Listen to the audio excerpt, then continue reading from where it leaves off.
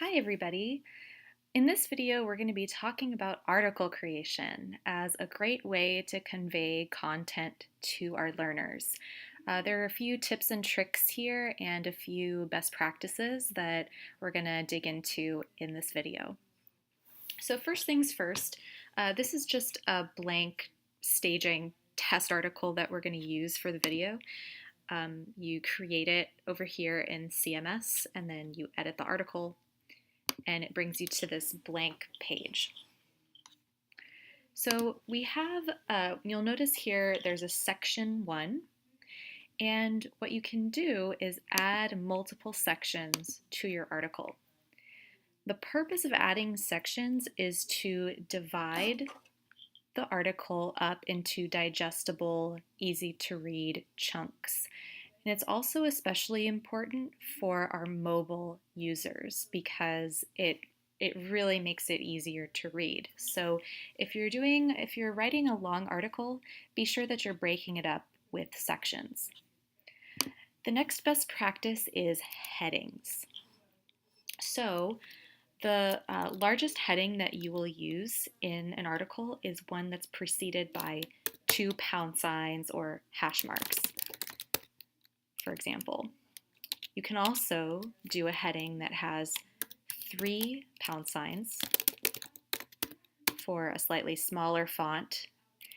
And then for comparison, here's the article text. It kind of shows you what the different headings and sizes look like. It's important though to never do just one hash mark. You should always use at least 2. And the reason for that is because the title of the article, in this case staging article, essentially has 1 hash mark in front of it.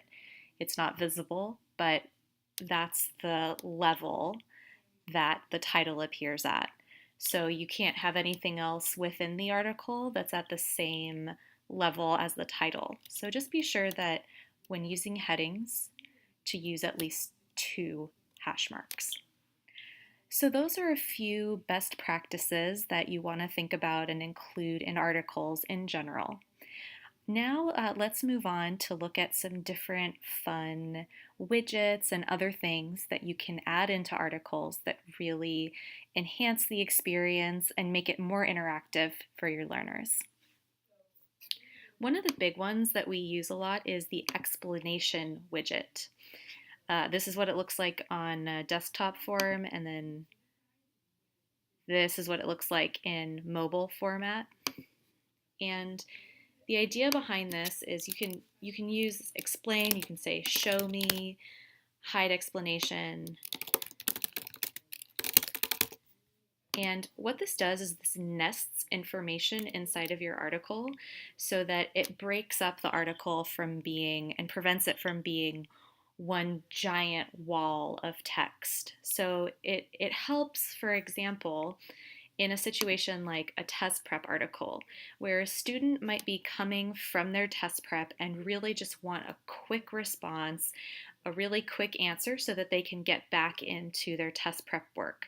So for example, they might come to this article about adjective-adverb confusion, and they may already know the difference between an adjective and an adverb, but they might want to get some tips and strategies for this work. So in that case, they could just go down to this tips and strategies explanation.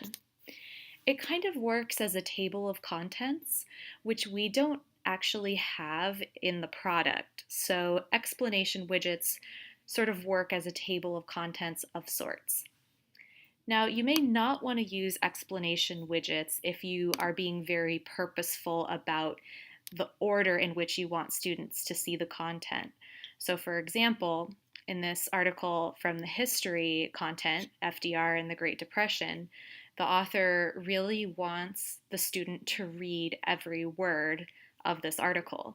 So there are no explanation widgets here, except for at the very bottom where we have a bibliography section. That's not required reading, so it goes into this little, nested into this little explanation widget. So you can use explanation widgets as you see fit and as the content kind of dictates.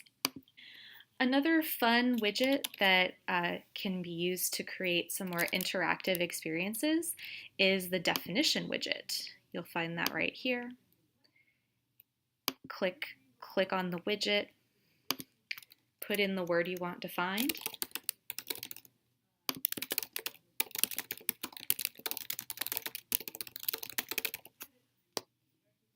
so when a student is looking through the content and they come across a word that has this blue color and a dotted line under it, all they have to do is put their mouse over the word and they see the definition pop up.